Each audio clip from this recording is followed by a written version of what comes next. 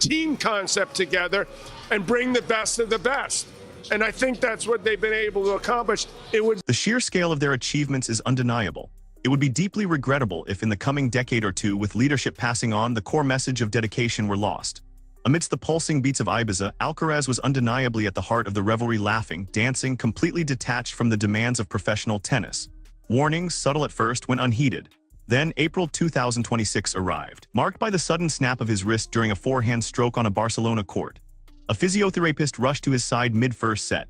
He finished the match, but subsequent test results stunned a seasoned tennis expert, a veteran of 4 decades on the circuit, who fell silent for a prolonged period before finally voicing his stark observations. The tennis was incredible, but something was amiss, a different dimension. His revelations about Alcaraz's lifestyle made the entire tennis community uneasy, as the ATP rankings were already quietly echoing the sentiment. Withdrawals from Barcelona and Madrid followed, silencing his home crowd. Jannik Sinner now holds a 390-point lead, with the crucial clay swing already in the past. Even Alcaraz's own physiotherapist deemed the Ibiza trips selfish, while his agent characterized them as a mistake. Roberto Bautista Agut plainly stated that Grand Slams aren't conquered by waking up at 7 a.m. These weren't adversaries speaking, but key figures within his inner circle, all witnessing the steady erosion of those vital ranking points. If you haven't yet, subscribe to this channel immediately, because this analysis will forever alter your perception of Alcaraz's journey. When you overlay each Ibiza excursion against his tournament outcomes, an undeniable pattern emerges. The wrist injury suffered in Barcelona on April 15, 2026, was anything but an unforeseen, random mishap. 6 was not some freak accident that nobody saw coming. Oh, sir. Well, I'm sure I'm not the only one, Jim, who would like to thank you for your company over this last fortnight. You have been... Alcaraz himself acknowledged in his post-withdrawal press conference that the discomfort was something he had felt before, his exact words emphasizing that his body had already transmitted warning signals. He entered Barcelona grappling with a known issue, which within a single match escalated into a severe problem, sidelining him from 2 of the most critical tournaments of his year. The statistics behind these withdrawals are stark upon closer examination. Days prior to Barcelona, the Monte Carlo Masters concluded with Alcaraz losing the final to Sinner, a result that alone cost him the top ranking.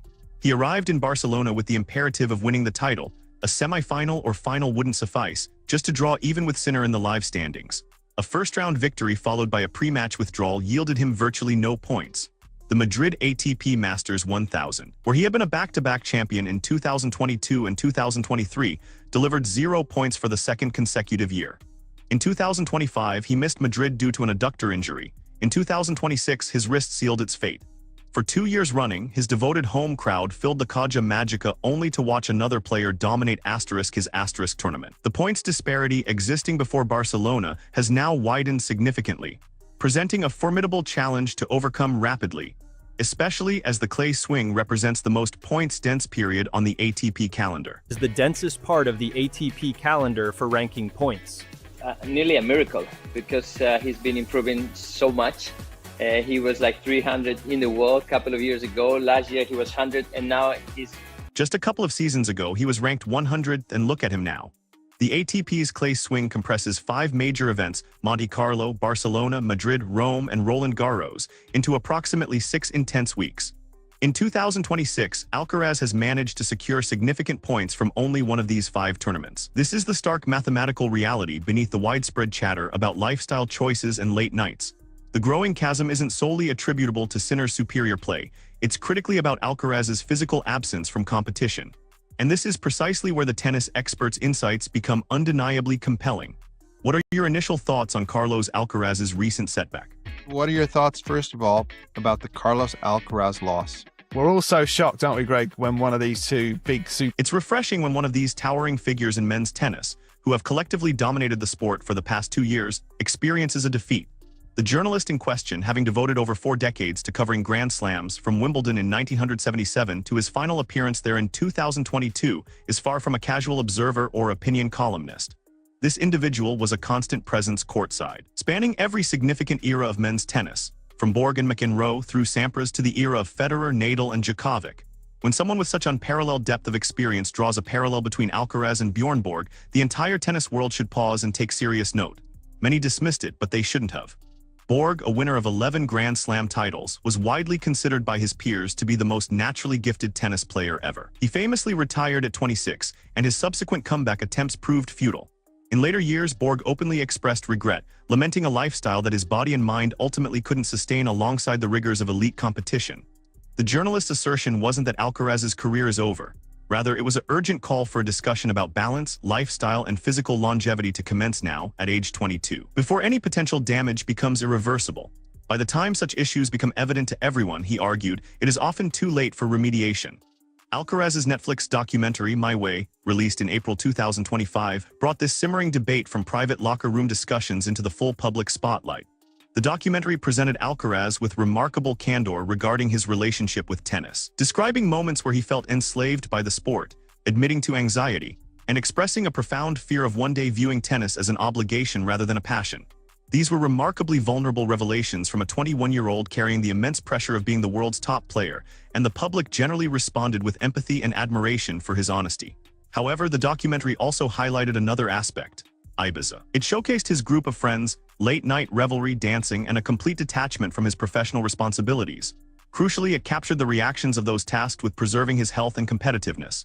His physiotherapist, Juanjo Morno, made no attempt to conceal his frustration, labeling the Ibiza trip before the 2024 grass court season not as questionable or debatable, but as a selfish choice. His agent, Albert Molina, while more diplomatic, reached the same conclusion: it wasn't the best idea. These aren't external critics. Morno and Molina are central professional figures in Alcaraz's career whose primary role is his protection, yet they observed him proceed with the Ibiza trip regardless. What transpired following that specific Ibiza excursion in 2023 subsequently became Alcaraz's standard defense whenever the subject is raised. He traveled to Ibiza after his semi-final defeat to Djokovic at the 2023 French Open. 3 French Open semifinals. Oh, sir. Well, I'm sure I'm not the only one, Jim, who would like to thank you for your company over this last fortnight. You have been... I'd like to express my gratitude for your company during these past 2 weeks. You've been fantastic. Following that break, he triumphed at Queen's Club, then astonishingly won Wimbledon. He has publicly reiterated this sequence so frequently that it has almost become his trademark response. I'm not claiming I won because of the partying, but those days were beneficial for me. His coach, Juan Carlos Ferrero, supported this after the 2025 French Open celebrations, explaining that Alcaraz switches off, returns rejuvenated, and views it not as partying but as disconnection. Ferrero is an immensely respected coach in the sport, and his perspective warrants genuine consideration. However, the reliance on the 2023 Wimbledon argument has evolved into a defensive shield, preventing a more challenging discussion from taking place. While it is factually correct that Alcaraz went to Ibiza and subsequently won Wimbledon, this sequence does not inherently prove that the Ibiza trip * caused * the Wimbledon victory, nor does it demonstrate the sustainability of this approach over a potential 15-year career at the sport's highest echelon. Correlation and causation are fundamentally distinct concepts. A 20-year-old body possesses a remarkable capacity to absorb disrupted sleep, intense physical exertion, and mental fragmentation in ways that a 27-year-old body simply cannot. The recovery cost of a 3-night Ibiza trip at 20 is not equivalent to the cost at 26. This is not mere opinion but foundational exercise science. Roberto Bautista Agut powerfully articulated this point by stating that Grand Slams are not won by going to bed at 7 a.m. Bautista Agut is not a mere commentator. He is a Spanish professional who competed at the highest level for over a decade, reaching a Grand Slam semi-final, and thus profoundly understands the cumulative physical demands of the ATP Tour. His comment, though blunt, stemmed from a specific hard-earned knowledge base, that of someone who intimately experienced his own body's response to the relentless grind of professional tennis over many years. When a peer publicly makes such a statement about a fellow professional, it carries a weight distinct from a pundit's analysis from a broadcast booth. Nick Kyrgios approached this discussion from an entirely different angle. During a UTS Tour segment in mid-2025, alongside coach Patrick Muratoglu, Kyrgios predicted that Sinner would ultimately achieve a more successful career, specifically attributing this to Alcaraz's potential for distraction by girls and parties. Alcaraz would get distracted by girls and parties.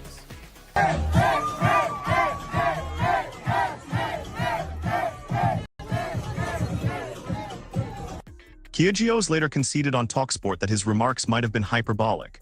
Alcaraz at Wimbledon countered with a witty and revealing line: "He's an authority on the subject of nightlife, so we should listen when he talks." The room erupted in laughter, Alcaraz included, yet beneath the humor he implicitly acknowledged the contrast with Sinner, admitting, "It's no secret that Jannik has fewer ups and downs than I do. It's something I've been working on." This admission, cleverly disguised within a joke, represents Alcaraz's most candid public statement on the entire controversy, because Sinner's remarkable consistency is no accident. It is the direct outcome of an almost clinical, disciplined approach to professional tennis. Sinner notably avoids Ibiza trips between Grand Slams. Sinner is not seen in nightclub videos dancing at 3 a.m. after losing a Wimbledon final. Sinner's entire professional framework, his training, recovery protocols, and mental preparation is meticulously constructed around a singular objective. Alcaraz has openly articulated his desire not to become that type of athlete, explicitly stating his reluctance for tennis to entirely consume his identity. This is an entirely valid human perspective. However, it morphs into a professional dilemma when the very lifestyle choices designed to preserve his happiness begin to generate the injuries and withdrawals that undermine his ranking. The 2026 season prior to the clay swing was by any measure truly exceptional. Alcaraz claimed the Australian Open title and triumphed in Doha, amassing an impressive 34-match winning streak on outdoor hard courts, the third longest such streak in the Open era, placing him alongside Pete Sampras and just behind legends Roger Federer and Jimmy Connors. Let's concentrate for the moment on the tennis at Wimbledon, because a lot of Spanish fans going into the stadium in Berlin last night were totally buoyed up by the fact. Fueled by his competitive spirit, Alcaraz entered the clay season with an impressive 22 wins and just 3 losses. The wrist issue that ultimately led to his Barcelona withdrawal reportedly first surfaced during practice at Monte Carlo, even before that tournament commenced.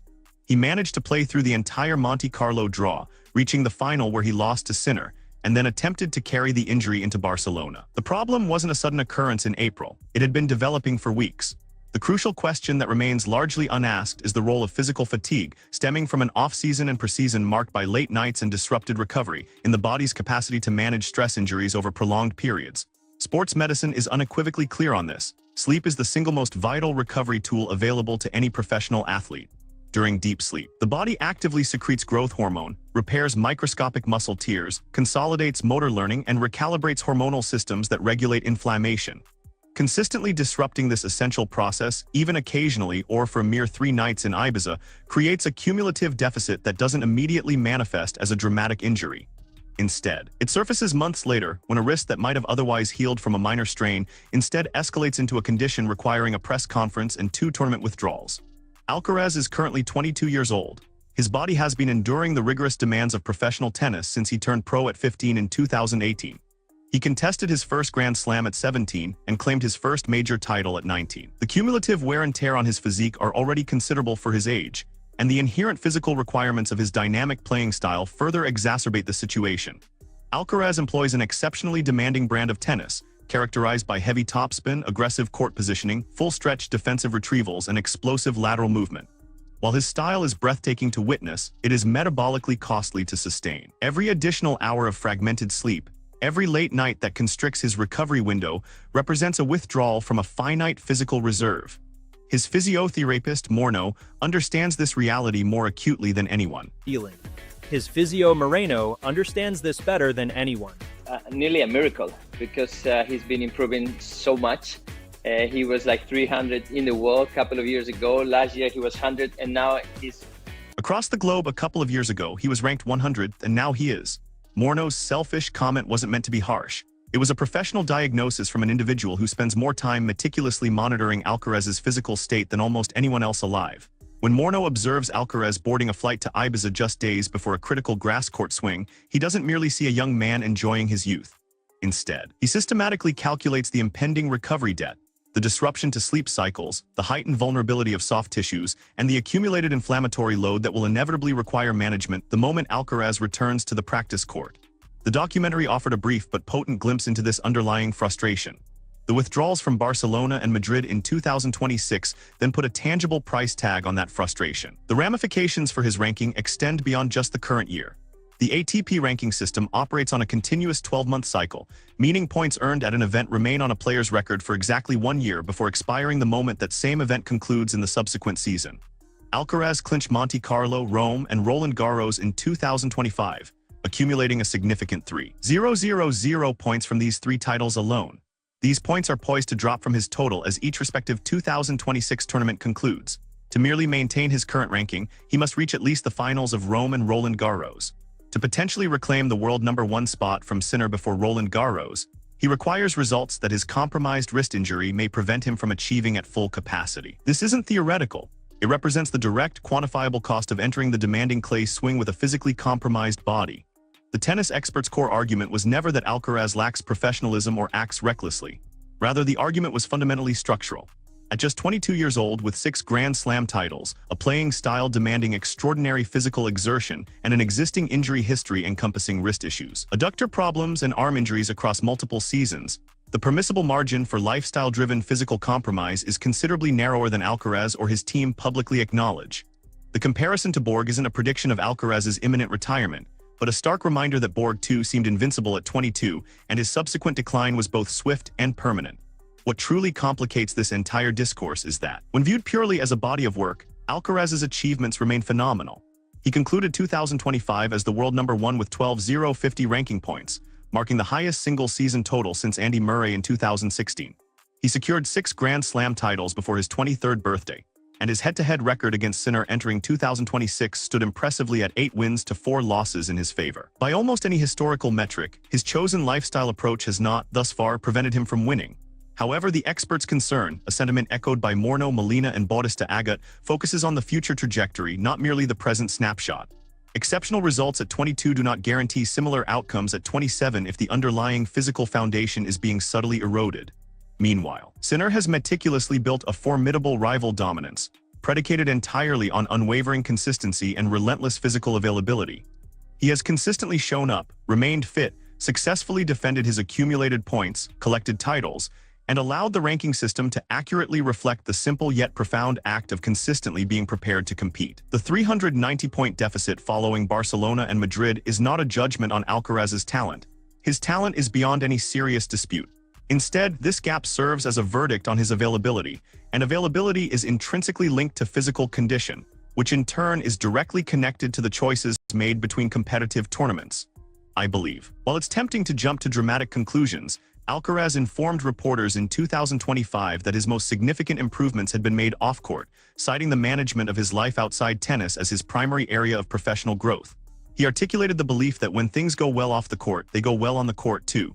This sentiment genuinely holds true for many athletes. Recovery, mental freshness, and emotional balance all directly contribute to peak competitive performance.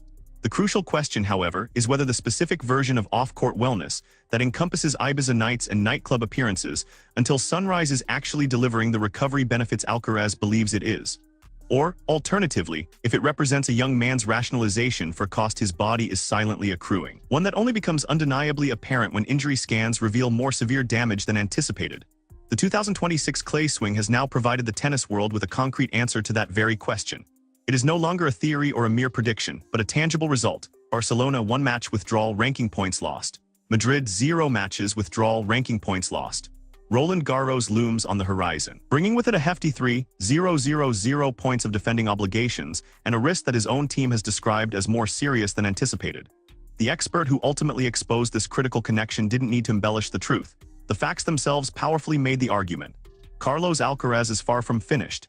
He is a 22-year-old with 6 Grand Slam titles and a ceiling of potential that no one in tennis has yet accurately measured. However, the disparity between what he could achieve and the direct cost of his nightlife in terms of lost ranking points is no longer a future concern whispered about.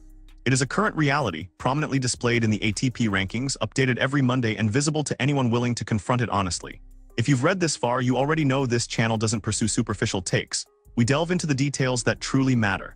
Subscribe, hit the notification bell, and share this with every tennis fan who still dismisses the Ibiza debate as mere background noise.